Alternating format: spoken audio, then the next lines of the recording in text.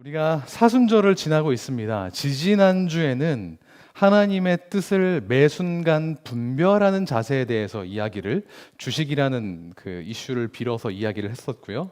지난주에는 우리 세훈 전도사님이 부활하신 주님이 오신 그 목적을 우리가 바라보는 것이 사순절을 지내는 좋은 방법이다 이렇게 말씀을 전해주셨습니다. 그런데 몇 주 동안 제가 사순절 이야기를 하다 보니 알게 된 게 있어요. 의외로 사순절이 뭔지 모르시는 분들이 좀 있더라고요. 그러니까 느낌적으로는 어떤 건지 대충 알겠다 싶지만 정확히 그 의미를 모르시는 분들이 있었던 것 같아요. 사순절도 절반이 지금 지났고 다음 주면은 이제 고난 주간이라고 부르는 주간이 이제 계속 되는데, 고난 주간이나 우리가 하고 있는 21일 새벽 기도회나 이런 것들이 대부분 다 사순절의 변형이거나 연장선상에서 이해할 수 있는 것이라는 걸 생각해 보면 사순절이 무엇인가 그 의미와 목적을 파악하는 게 굉장히 중요할 것 같다는 생각이 듭니다. 그래서 오늘은 사순절은 과연 무엇인지, 고난주간은 왜 우리가 지키는 것인지에 대해서 이야기를 해보려고 합니다. 또 그것을 제대로 보내려면 어떻게 해야 되는지를 말이죠. 혹 나 사순절 잘 알고 있는데 그 얘기 또 해? 라는 생각이 드시는 분이 있으시다면 소외감 느끼지 마시고, 내가 지금 알고 있는 게, 내가 지금 생각하고 있는 게 맞는 건지 확인하면서 마치 시험지 정답 체크하듯이 그렇게 들어주시면 감사하겠습니다. 우리가 사순절 말은 많이 합니다만, 사순절 성경 어디에 나와 있을까요? 혹시 아시는 분 있으십니까? 사순절 맞추시면 제가 상품을 드리고 싶지만 성경에 나오지 않습니다. 예수님의 승천 이후에 초대교회 교인들이 그 그리스도의 고난을 묵상하기 위해서 임의로 만든 절기가 사순절이에요. 사순절의 사순은 넉사 열흘순에서 40일을 의미하는 뜻입니다. 그래서 부활절 전 40일 동안 지키는 절기인데, 그렇다면 왜 하필 40일이냐? 그리스도의 고난을 묵상하는 기간이 사순절이라고 말씀드렸잖아요. 근데 그 성경에서 40이라는 숫자는 고난과 연단을 상징하는 숫자이기 때문에 40일로 정했습니다. 이를테면 이런 겁니다. 노아의 홍수 때 전 세계에 내렸던 비 얼마나 오래 내렸는지 아십니까? 40주야를 내렸고요. 이집트 땅에서 박해받고 착취당하던 이스라엘 백성들이 가나안 땅으로 가는 동안 거쳤던 광야의 그 기간 얼마 되는지 아십니까? 40년이 걸렸고요. 예수님이 이 땅 가운데 오셔서 공생애를 본격적으로 시작하시기 전에 광야에서 마귀에게, 성령에 이끌려다니며 마귀에게 시험당하셨는데 그것이 바로 40일이었습니다. 그래서 40일을 우리가 지키는 거예요. 초대교회로부터 시작해서 쭉쭉쭉쭉 잘 그 그리스도의 고난을 묵상하다가 중세 가톨릭 교회에 이르러서 이 사람들이 어떻게 조금 변형시켰냐면, 단순히 그 고난을 묵상하는 데 그치지 않고 그 고난, 그리스도가 겪었던 그 육체적인 고난을 실제로 재현하는 데까지 이르렀습니다. 그걸 집착했어요. 그런데 실제로 예수님이 당하신 것처럼 막 스스로 채찍질하고 몸에 상처 내고 이런 건 너무 잔인하니까 그렇게까지 하진 못하고, 잔인하지 않으면서 누구나 참여할 수 있는 고난의 방법을 찾아봤는데 그게 바로 금식이었습니다. 그래서 거의 2000년 동안 가톨릭 교회는 이 사순절 기간 동안 음식을 한 끼 전혀 먹지 않는 금식과 하루 내내, 기간 내내 고기를 전혀 먹지 않는 금육, 이 두 가지, 금식과 금육을 교리로 만들어서, 규정으로 만들어서 신자들에게 지키게 했습니다. 그래서 가톨릭 신자가 고난주간이나 사순절 기간에 고기를 먹었다? 금식을 안 했다? 이러면 죄 지은 거가 됐어요. 그래서 고해성사하고 그랬어야 됐습니다. 짚고 넘어갈 부분이 있어요. 40일 동안 고기를 못 먹는데요. 여러분 가능하십니까? 1년에 한 번씩 40일 동안 고기를 입에도 안 대는 거 가능하세요? 물론 채식주의 하시는 분들 있으시겠지만 대부분의 경우 쉽지 않으실 거라는 생각이 듭니다. 저는 고기 덕후라서 이게 고기 40일 동안 안 먹는다고 쉽지 않을 것 같아요. 그런데 고기를 먹으면 벌을 받는데요. 여러분이라면 어떻게 하시겠습니까? 고기 너무 먹고 싶은데 40일 동안 못 먹어요. 어떻게 하시겠어요? 숨어서 먹을 수 있어요. 제가 생각한 대학이랑 좀 다른데 숨어서 먹을 수 있죠. 몰래 먹을 수 있고 40일이 시작하기 전에 몰아서 먹어두려는 사람들이 발생했습니다. 사순절이 시작하기 직전에요.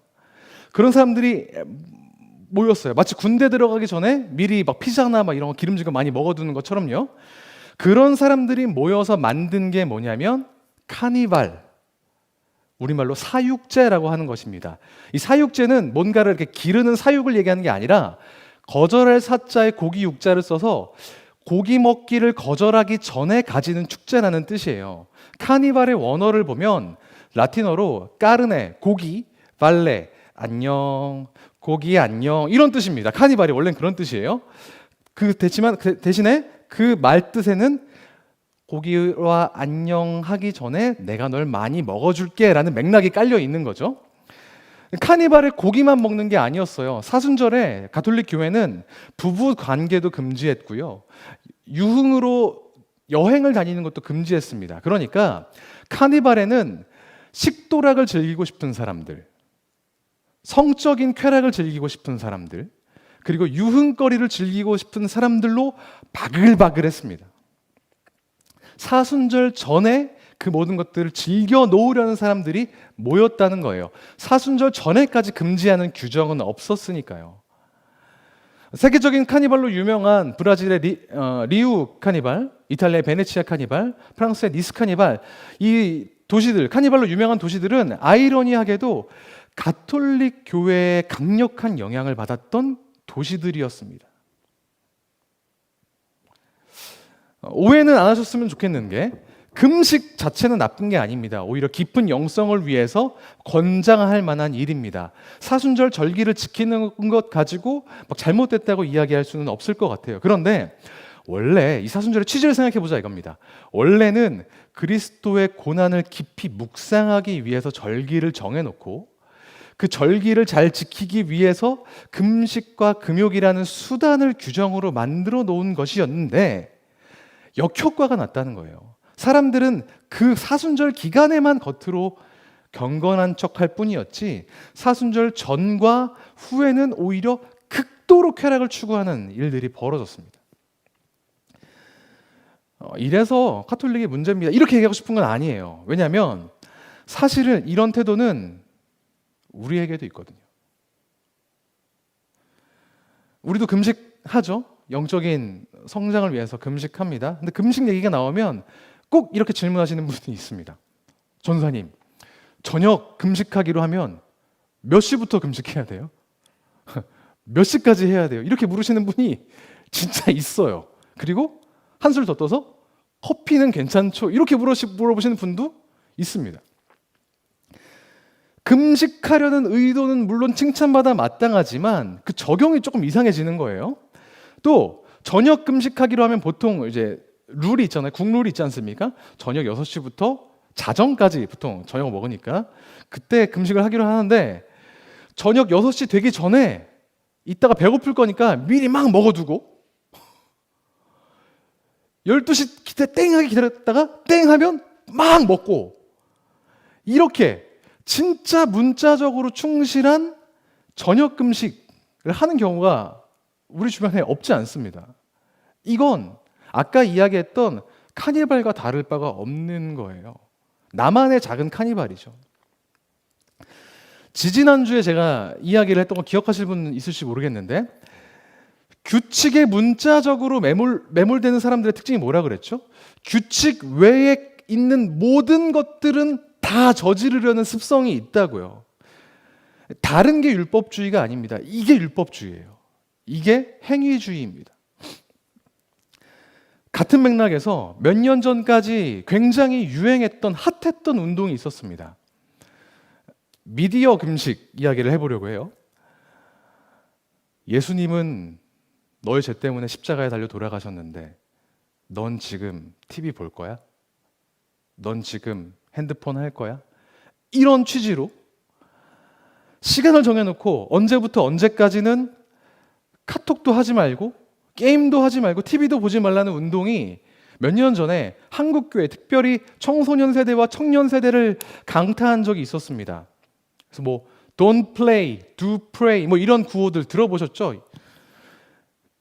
요즘이야 팬데믹 때문에 비대면 예배를 어쩔 수 없이 해야 되니까 유튜브 보지 말라고 차마 그렇게 이야기는 못 하겠지만, 만약 지금이 비대면 예배 상황이 아니라면 아마 분명히 요맘때 많은 교회들이 유튜브 보지 말라 이런 운동을 했을 겁니다. 비대면 예배가 아니라면요. 해야 되는 상황이 아니었다면. 취지는 좋아요. 그런데 정말 그리스도의 고난을 묵상하면서 미디어 어느 게 옳은 것인지 그른 것인지 취사 선택하고 그 시간에 말씀 보고 하는 거 좋겠지만, 그걸 일종의 규칙으로 만들어 놓은 다음에 그렇게 적용하려고 하면 그거 진짜 잘 지키는 사람은 몇이나 되겠으며, 설령 그것을 안 지킨다고 하는 사람들은 어떻게 하겠습니까? 보이지 않는 곳에서 다른 사람들한테 티는 내지 말아야 하니까 교회 안 다니는 사람들한테만 카톡을 좀 하고, 다른 사람들이 친구 추가해놓지 않은 게임 아이디로 들어가서 게임하고 뭐 이런 일들이 벌어지지 않겠습니까? 실제로 저는 그런 경우들을 많이 봤거든요. 또 뉴스는 괜찮죠, 과제하려고 컴퓨터 켜는 건 괜찮죠 하면서 선을 재기 위해서 간을 보고, 또 요즘은 어디까지가 미디어고 어디까지가 미디어가 아닌지 그 상황이 불분명해지지 않았습니까? 이런 식으로 혼란에 빠지게 될 게 분명합니다. 마음은 없으면서 내가 이러이러한 행동을 하면 내 신앙을 지키는 거다 하는 행위주의적 접근으로, 문자적인 접근으로 고난을 흉내내고 루틴만 따라하는 건 사순절과 고난주간을 지내는 좋은 방법이 아니라는 거예요. 반면에 이런 율법주의와 행위주의에 대한 반작용으로 낭만적으로 사순절을 보내려는 로맨티스트들이 있습니다. 이분들이 추구하는 건 뭐냐 하면 진정성이에요. 예수님은 율법을 완성하신 분이셨기 때문에 우리에게 주어진 성경에 나와 있는 율법과 규칙을 기계적으로 따르는 것, 준수하는 건 무의미하다는 거예요. 하나님은 사랑의 하나님이시니까 그렇게 율법을 강조하는 것은 하나님이랑 조금 안 맞는다고 이야기합니다. 되게 낭만적이죠. 그래서 하나님이 나를 사랑하셨듯 나도 하나님을 사랑하는데, 어떻게 사랑하냐면 내가 동의할 만한 방법으로, 진정성 있는 방식으로 사랑해야 그게 진짜 사랑이라고 주장합니다. 이분들이 말하는 대로라면 내 마음은 그렇게 별로 원하지 않는데 겉으로는 금식하라고 하니까 금식하고, 미디어 금식하려고 막 너무 하고 싶은데 안 하고, 이런 거는 의미가 없는 틀린 거라고 이야기합니다. 내 마음이 우러나올 때, 내가 진짜 그렇게 생각할 때 해야만 그게 진짜라고 이야기하죠. 얼핏 생각해보면 맞는 말 같습니다만, 하지만 이런 주장의 특징이 뭔지 아십니까? 보통 그리스도의 고난과 희생, 십자가와 부활을 믿게 되면, 크리스천이 되면 응당 가져야 하는 반응과 헌신들이 있을 겁니다. 근데 그런 거를 아주 먼 미래, 내가 언젠가 그것을 진짜 믿고 진정성 있게 뼈저리게 느낄 그 미래로 밀어버립니다. 지금은 내가 믿음이 부족해서 진정성이 없어서 그렇게 못하겠지만, 나중에 언젠가 내가 그걸 진짜로 엄청나게 강하게 믿게 되면 그때 헌신할 거야 라고 이야기하죠. 존재할지 안 할지도 모르는 진정성 충만한 미래의 나에게 지금 해야 할 헌신을 떠넘겨 버립니다. 그런데 지금 그렇게 할 생각조차 안 하는 사람이 먼 미래에 갑자기 그렇게 진정성이 생길 리가 있습니까? 없죠. 이런 분들이 꼭 미래지향적인 것만은 아니에요. 완전 과거에 매몰되기도 합니다. 그래서 그때는 내가 정말 뜨거웠는데, 그때는 내가 정말 진정성이 있었는데 하면서 과거의 그 뜨거웠던 나를 생각하면서 기특해하고 나 자신에게 감동합니다. 근데 지금은 어때요? 아무것도 아니에요. 그리스도의 고난 십자가보다도 아무런 느낌도 아무런 감격도 들지 않습니다. 그 상을 못 견디겠죠? 그럼 어떻게 됩니까? 나 아닌 다른 사람, 모든 사람들에게 화살을 돌립니다. 나는 원래 뜨거운 사람이었는데 지금 교회가 날 이렇게 만들었어. 야근해야 되는 상황이 날 이렇게 만들었어. 알바해야 되는 상황이 날 이렇게, 엉망진창인 가정이 나를 이렇게 만들었어 라면서 다른 사람들을 탓하기 시작합니다. 이런 낭만적인 태도도 앞에 말했던 율법주의 태도만큼이나 무기력하고 무의미합니다. 아니, 그럼 전도사님 어떻게 하라는 겁니까? 형식을 지키라는 말이에요? 진정성을 따지라는 말이에요. 고난 주간에 금식을 해야 됩니까? 안 해야 됩니까? 안 해도 된다고요?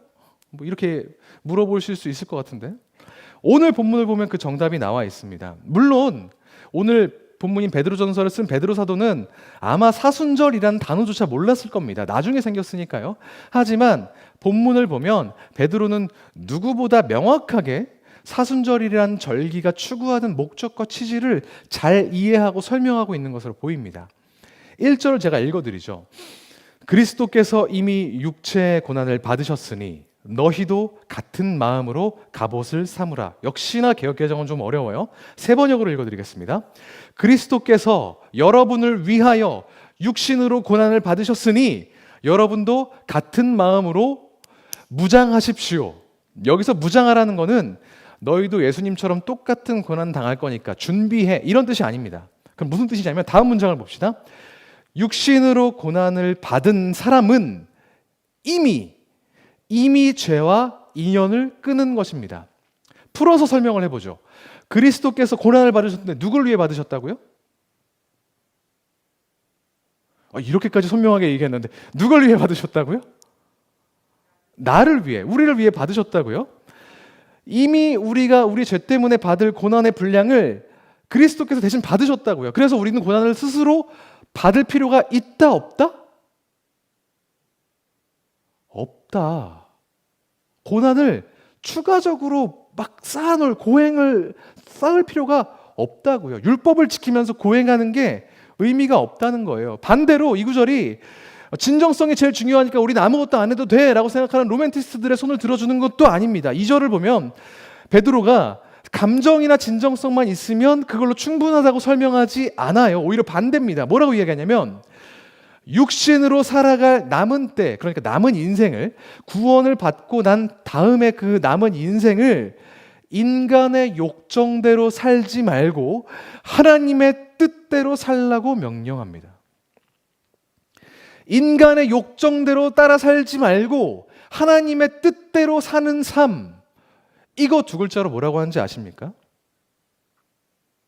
성화라고 합니다. 거룩해지는 과정.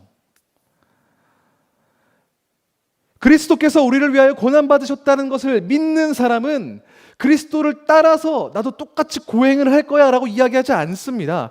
그렇다고 반대로 마냥 진정성 있게 그걸 감정적으로 받아들이고 너무 좋아하면서 느끼고 있지만도 않습니다. 어떻게 하느냐면 정욕을 따르며 살지 않고 하나님 뜻대로 살기로 결정한다는 거예요.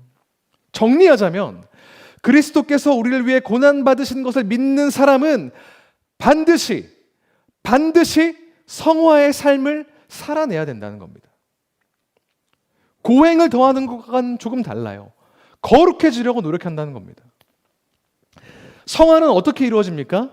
육체의 욕심을 따라 살지 않고 하나님의 뜻 따라 사는 삶, 어떻게 가능할까요? 갈라디아서 5장에 보니까 이렇게 얘기해요.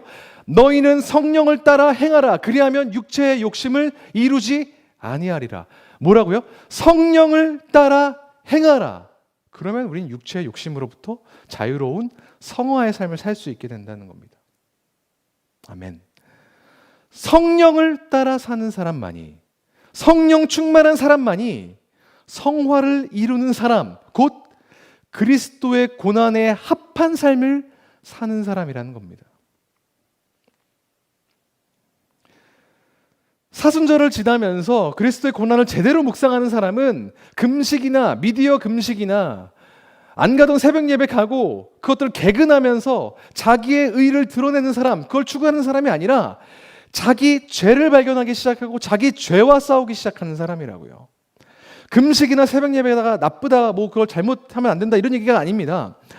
자기의 의를 보이는 게 아니라 자기 죄를 보는 사람이 진짜 그리스도의 고난을 제대로 묵상하는 사람이라는 거예요. 또 반대로 그리스도의 고난을 제대로 묵상하는 사람은 진정성 따져가면서 손 하나 까딱 안 하고 하나님이 다 해주시겠지, 언젠가는 내가 뜨거운 사람이 되어 있겠지 생각하는 게 아니라 하나님의 뜻, 그걸 알게 하시는 성령님의 충만, 그것들을 구하는 사람이 진짜 그리스도의 고난을 제대로 묵상하는 사람이라는 겁니다. 바라기는 우리 모두가 그 성령의 충만을 구하며 성화를 이루는 사순절을 보낼 수 있기를 주님의 이름으로 축복합니다. 캠퍼스 워십이 발표했던 은혜로다라는 노래 잘 아시죠, 다들? 멜로디도 굉장히 쉽고 가사도 많지 않아서 많은 크리스천들의 사랑을 받은 노래입니다. 그런데 사실 저는 이 노래를 별로 좋아하지 않았습니다. 가사가 적다 보니까 의미가 되게 불분명하게 느껴지는 거예요.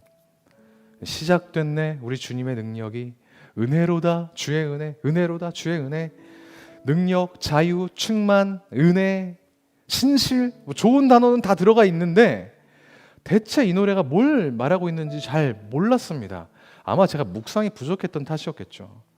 그런데 오늘 이번에 설교를 준비하면서 말씀을 묵상하다 보니까 이 노래의 한 구절이 굉장히 묵직하게 다가왔습니다. 마치 오늘 본문의 내용을 고스란히 노래로 만든 것 같다는 생각이 들 정도로 무게 있는 구절이 있었어요. 오늘 설교 제목이 그래서 그렇게 정해졌습니다. 자유하네. 죄와 사망으로부터. 나의 삶은 변하고 난 충만하네. 그리스도의 고난과 보혈로 십자가로 우리는 이미 죄와 사망으로부터 자유로워졌습니다. 믿으시죠? 이미 그리스도께서 우리를 대신해서 죄로 인한 고난을, 그 벌을 받으셨습니다. 이전까지 우리의 삶은, 그리스도를 주인으로 구주로 영접하기 전의 삶은 우리의 욕망을 따라서 사는 삶, 하고 싶은 대로 사는 삶이었을 가능성이 큽니다. 하지만 이젠 변했어요. 변했어요. 하나님의 뜻을 따라 사는 성화의 삶으로 말입니다. 한 번에 싹 다 바뀌지는 않겠지만 성령님의 인도하심으로, 그 주님의 충만함으로 우리는 변화될 겁니다. 거룩하고 아름다운 하나님 닮은 모습으로요. 거기에 고행이 필요할까요? 스스로를 괴롭히는 일들이 필요할까요? 아니요. 기쁨으로 모든 것들을 감당하게 될 줄 믿습니다. 그러면 이제 우리는 고백할 수 있게 되는 거죠. 나의 삶은 변하고 난 성령으로 충만하네. 이 고백이 나의 고백, 우리의 고백이 되기를 소망합니다.